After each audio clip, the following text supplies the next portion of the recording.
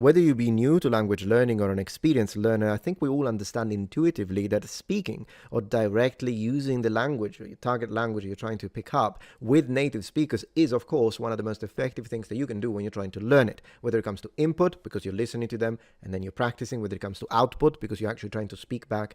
But the problem then appears, a problem that in fact seems to plague a lot of language learners within this space. What happens if I don't have anyone to talk to? Well, on this video, we're going to address a few of the ways that you can actually overcome this problem so that even if you are facing this dilemma, still be able to get all the practice you need even without native speakers to talk to. I've already tackled this video on a couple of previous productions, but the thing is that the algorithm is a literal muppet, and so those videos didn't get a lot of views. Hence, me talking about it again. But this time we're gonna go a little more deeply and a little deeper into the topic, so that even if you did watch the other ones, this is gonna actually provide more useful, practical information. What do you do if you don't have anyone to speak to? You have to simulate speaking environment. So, this is what I call functional immersion, and it's something that I have mentioned on a dedicated video link in the description for the specifics on it. But the idea is, while input is important, and of course, if you don't know a native speaker, watch a video, consume content, play games in the language, watch a movie.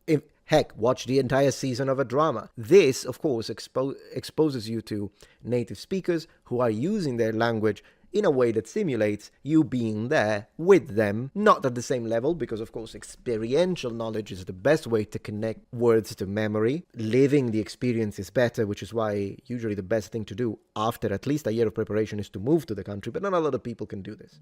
So this is the second best thing. Watch the stuff, listen to the language a lot. But the problem is that you also need to speak, contrary to what some people say. Input alone is not going to cut it. And you might think, while listening to a video or content in your target language sounds normal. Hey, what did you do today?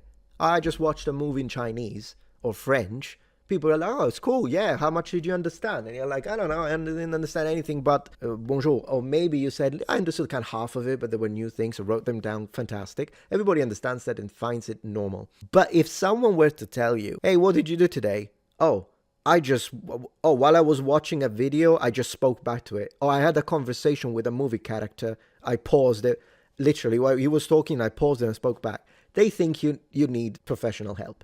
My answer to that is, who cares? Like, literally, I think my family has thought that I was going through either a mental breakdown or I was trying to summon a demon when I did this with Latin, because they saw me or heard me speak to myself or speak back to a screen. Who the heck cares? I'm multilingual and I speak almost 7 languages. I put an almost there because there are a couple of them that I'm like, not there yet. But anyways, thing is, this is just a societal issue, not a methodological issue. And societal issues in the way we experience and consider normality or normalcy is irrelevant to whether or not something works. And personally, who cares? No one is in there with you anyways. And if they are in there with you, they think you're weird. They're still monolingual though. GG for you. All right, so how do you do this? Well, one of the many ways you can do this, apart from like just speaking to yourself, because sometimes you might not know what to say, and other times if you just try to walk around your house speaking, it's kind of weird. Like I do it sometimes, like narrating, journaling is one thing, out loud journaling, narrating what you're doing, and I'll make dedicated videos, and I do have an entire section dedicated to this on my book, in my book, link in the description, for the crowdfunding that is still ongoing, by the way, and I'll tell you more about it later. But in general, a good thing to do is that if you're watching a movie, and in this movie you see a section where they're having a conversation between two people, very common thing that happens in a lot of movies, chances are speaker A will make a statement or ask a question. If they ask a question, listen to the question, pause, and answer it as if that question was asked to you. If it was a statement, make a comment on the statement. Let me give you an example. At one point, someone within a conversation in a drama, movie, or game, they say something very basic. Hey, where do you want to go now? Where do you want to go? Or where did you go yesterday? Pause and say, I don't know, maybe we could go to the beach. Or I'm not sure, perhaps we can go to the supermarket, I need to buy some eggs. And then resume. Then the other person, the interlocutor who was actually asked the question, is going to answer, right? And the answer is going to sound nothing like yours. Use it too. So what are they going to say? Imagine that within the context of that game / piece of media, movie, whatever it is that you're watching, video, the answer was in fact, I just went to university or I went to school. Pause it and ask a follow-up question. This time you can say, oh, which school do you go to? Or how often do you go to school? Do you have to go to school every day? Then listen to what the actual counter of the original person, the speaker A, was. Rinse and repeat. Continue this for maybe 10 minutes. Okay, so I sometimes do this for hours, but I get it. It could be a little tiring cognitively. So if you feel that you get tired, maybe do 15 minutes. If you do this every day, by the way, it's excellent practice. Eventually, you'll have to get to a point where perhaps you do it for 30 minutes. And of course, as I always say, and I did mention on the previous video, this usually is an excellent exercise that works for intermediate speakers. If you are a beginner, the possible problem with this is the fact that the questions, answers, vocabulary, and grammar that you use and the pronunciation might be completely wrong. So you will learn them because mnemonically, this is very good practice, but you'll learn wrong. So to avoid that, as an early beginner, you shouldn't try to make or construct or build these sentences if you still haven't studied the patterns well.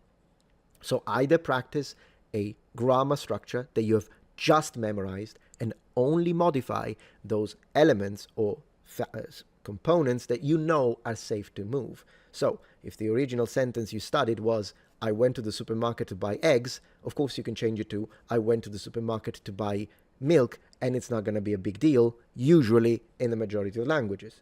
However, don't try to change particles or switch the verbs if you are not confident about them. Likewise, don't use new vocabulary if you don't know whether or not the word that you looked up on the dictionary is actually utilized by native speakers, because you can end up learning a word that no one uses.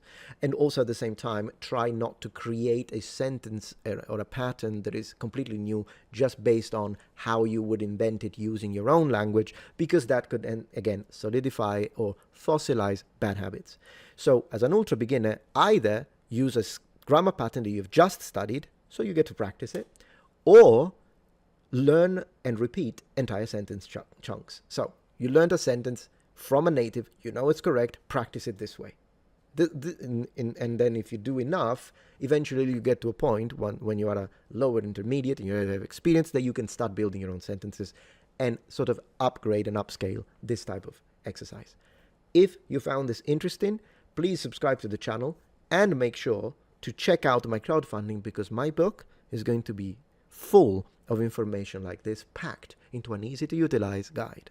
Massive announcement. Check this out. You're gonna love it. As many of you know, or at least I think you know, I've been writing a book, my new journey into becoming an author. I've mentioned this on a few videos and on X, but this book was indeed crowdfunded. Now, any person who has donated or will donate to the crowdfunding will receive a full audiobook, and this is crowdfunding exclusive. So, as a way to say thank you to the people that have donated and supported my dream of becoming an author, if you have a minimum of $5 donation, you will receive the entirety of the audio file of the book, recorded by me with my voice, no AI involved, as a crowdfunding exclusive reward. This applies retroactively, so for all 262 donors that I've had so far, you'll get this, and anyone who decides to donate $5 or more, thank you very much, never expected, always appreciated, then you will be guaranteed a audio file of the book by the end of the crowdfunding campaign. Important, once the crowdfunding campaign is over, this audiobook version will not be made for sale. So this is, once again, crowdfunding exclusive. It's a perk. If you're interested in the audiobook, click the link in the description, and thank you so much. Yeah, thank you very much for watching and joining Metatron's Academy. Have fun.